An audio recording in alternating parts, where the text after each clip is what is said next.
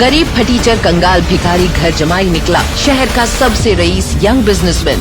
कल तक जो उसके सर पर जूते चप्पल लेकर खड़े थे, आज वो उसके पैरों में पड़े थे।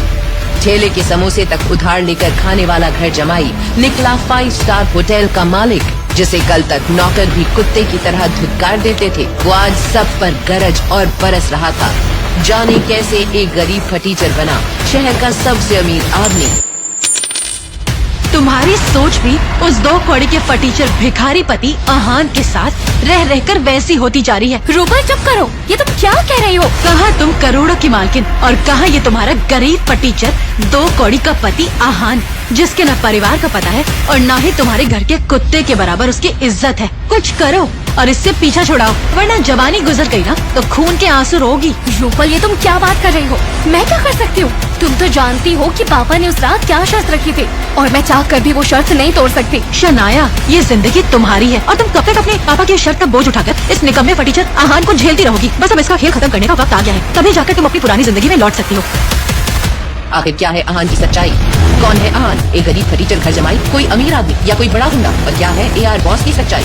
क्यों रूपल के करोड़पति बिजनेसमैन पापा आहान के कदमों में पड़े थे? अगर आहान इतना अमीर है तो गरीबों वाली जिंदगी क्यों जी रहा है?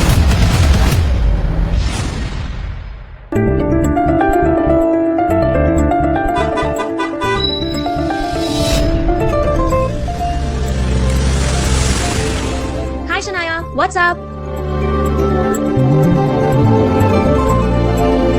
काश मुझे भी इतनी लग्जूरियस कार में घूमने का मौका मिलता, पर मेरी ऐसी किस्मत था। पता नहीं क्या सोचकर पापा ने मेरी शादी उस 9 to 5 जॉब वाले आहान से करवा दी। और मेरी फूटी किस्मत जो उस दिन पापा की बातों पे तो मैं शादी के लिए हाँ कर दी। देखो ना यामिनी, तुम्हारे यहाँ आते वक्त ना मेरी ये सैंडल की स्ट्रिप टूट गई। अब मैं घर वापस कैसे जाऊंगी?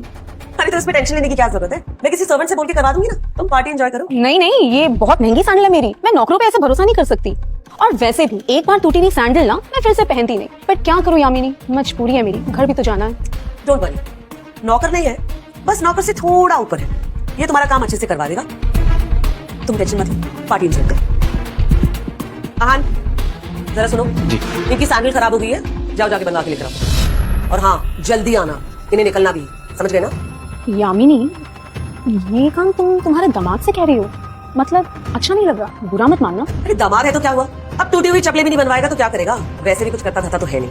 यामिनी जी की बातें सीधा आहान के दिल पर आकर लगी, मगर अब उससे ये सब हमेशा ही सुनने की आदत हो गई थी। उसे याद था कि आज उसका बर्थडे है, मगर ये सिर्फ उसे ही याद था, बाकी किसी को भी इससे कोई मतलब नहीं था।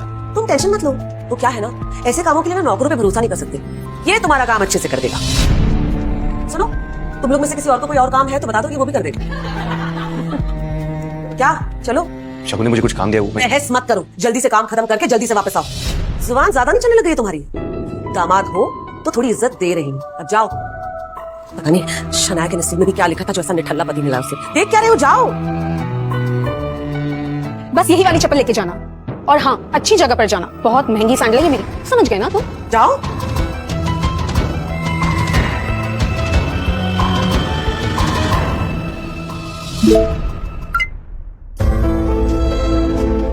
इतनी बेइज्जती के बाद भी अगर मैं इस घर में टिका हूं ना, तो सिर्फ इसलिए शनाया क्योंकि मैं आपको खोना नहीं चाहता। आई लव यू, लेकिन ये सब भी अब ज्यादा दिन तक नहीं चलने दूंगा।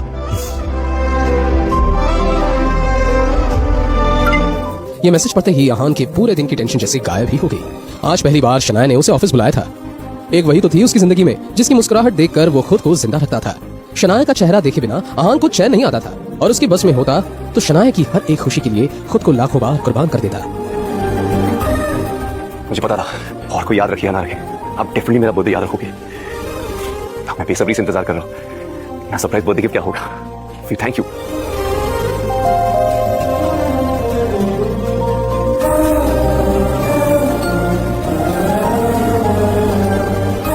आहान रायजादा, ऐसा वजनदार नाम मानो इंडिया के टॉप बिजनेसमैन फैमिलीज में से किसी एक का वारिस हो। मगर हम जिस आहान रायजादा की बात कर रहे हैं, उसकी कतरे कतरे से बेबसी झांक रही है। आहान एक करोड़पति बिजनेस फैमिली का दामाद तो जरूर है, मगर उसकी हालत पर घर के नौकर भी कहते हैं, हाय हाय, लेना बेटा। तेरी हालत तो बहुत खराब लग रही है, तू मुझे क्या देगा?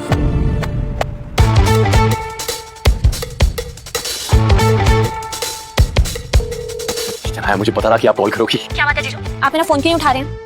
नहीं वो शगुन मैं एक्चुअली अच्छा मेरा काम है, साहू ज्वेलर्स पर मेरा एक नेकलेस पड़ा है, मैंने उसके मालिक को कॉल कर दिया है, आप वो नेकलेस लेकर मेरे घर आ जाइए। और हाँ, वो ज्वेलर्स आपको 30,000 रुपए कैश देगा, उन पैसों में से एक पैसा भी गायब नहीं होना चाहिए। शनाया प्लीज मेरी बात मानो, ये मैं नहीं हूँ, ये सब झूठ है, ये सब लोग चाहते कि हमारा रिश्ता टूट जाए, ये सब इनकी साजिश है। मैं आपके साथ ये सब नहीं कर सकता, मैं कभी नहीं करूँ। अच्छा तो फिर सच क्या है तुम बताओ, कि पैसों के लालच में आके तुमने शादी कर ली, हाँ? लेकिन हवस की आग तो अभी भी तुम्हारे अंदर जिंदा है ना? और किस रिश्ते की बात कर रहे हो तुम? वो रिश्ता जो अभी तक ठीक से बना भी नहीं है। शनाया, सामने देवोस की पेपर्स पड़ी, चुपचाप इन पर साइन कर दो। अब मैं तुम्हें इस लड़के के साथ एक पल भी और रहने नहीं दूंगी। Please Shanaya, sign it. Shanaya please मत करो, ट्रैप करने की कोशिश करे, प्लीज मत करो प्लीज। क्या शनाया आहान को तलाक दे देगी या फिर आएगा कहानी में नया मोड़? क्या आहान सच बताकर रोक पाएगा डिवोर्स को? और क्यों चुना था शनाया के पिता ने आहान को शनाया से शादी करने के लिए? खुलेंगे कई राज, जानने के लिए डाउनलोड कीजिए पॉकेट FM और सुनिए सबसे ज्यादा सुनी जाने वाली कहानी सीक्रेट अमीरजादा। इन सभी सवालों का जवाब जानना चाहते हो तो आपको सिंपल सा एक काम करना है, अपनी स्क्रीन पर दिखाए गए एक नीले रंग के इंस्टॉल बटन पर क्लिक करना है। क्लिक करने पर तुरंत आपको मोबाइल फोन पे प्ले स्टोर पेज दिखाई देगा, जिसमें पॉकेट FM के नीचे दिए हुए इंस्टॉल बटन पर क्लिक करना है। उसके बाद ओपन बटन पर क्लिक करके अपने मोबाइल नंबर से पॉकेट FM ऐप रजिस्टर करिए। अब आप पॉकेट FM के सभी अद्भुत ब्लॉकबस्टर कहानियों को सुन सकते हैं। सुनने के लिए तुरंत डाउनलोड कीजिए पॉकेट FM। सर पैसे। हाँ वो पैसे पैसे धन्यवाद।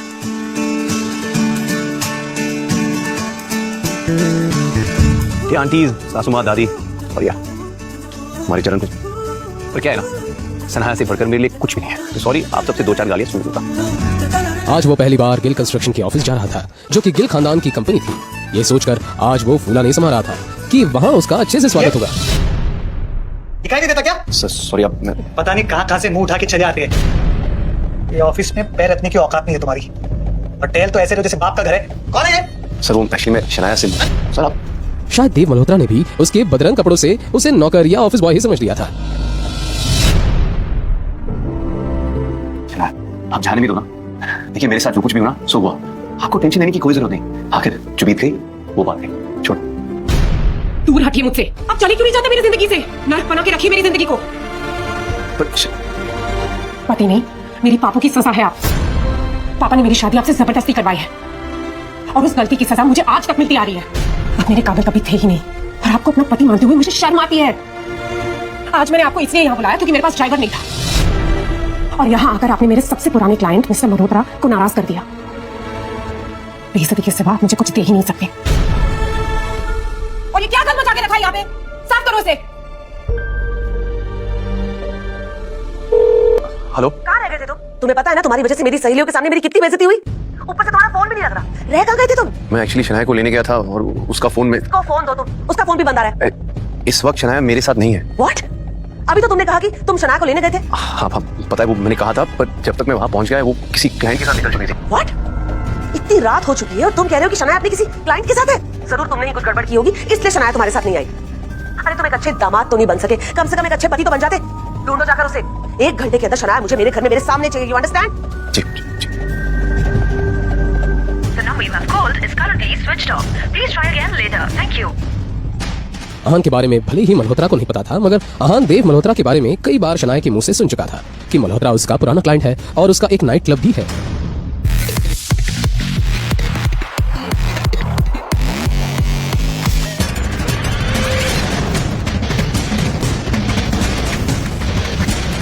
क्या कर रहे हो? छोड़ो मुझे, छोड़ो मुझे।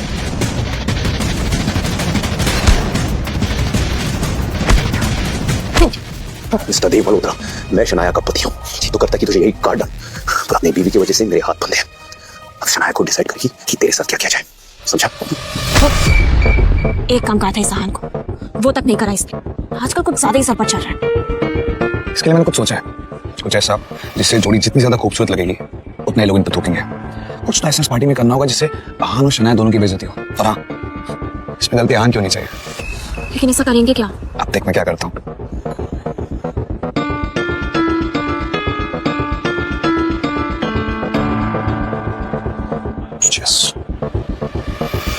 अरे आहान, यार ये सूट कहाँ से मारा?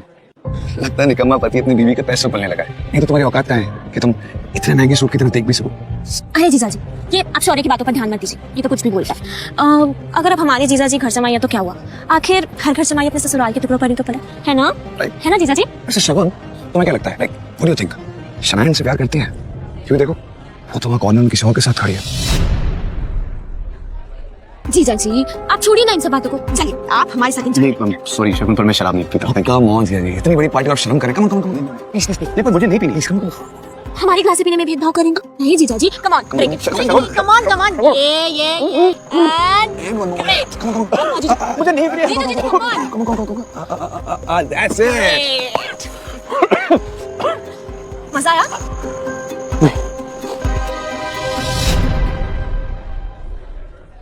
लेडीज एंड जेंटलमैन, मिलिए हमारे घर के दामाद मिस्टर आहान से।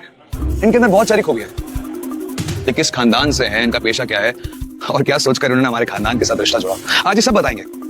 जी जी जनाब, लेडीज एंड जेंटलमैन, आप सब यहाँ सच सुनने आए हो, राइट? चलो इसके साथ हमारे साले साहब के साथ स्टार्ट करते हैं। ये एक नंबर के निकम्मे, खुदगर्ज और लालची इंसान है।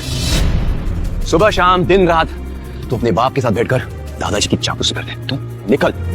आहन, दादाजी आपके बारे में क्या बताया?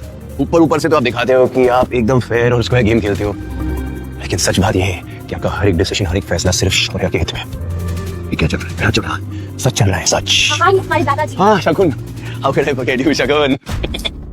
तुम्हें क्या लगा मुझे पता नहीं चलेगा कि तुम शौर्य के साथ मिल चुके हो, कि शौर्य और तुम अब एक हो चुके हो। और गेस व्हाट, तुम दोनों जितना भी कोशिश करे ना, मेरा कुछ नहीं बिगाड़ सकते। कोशिश करते रहो।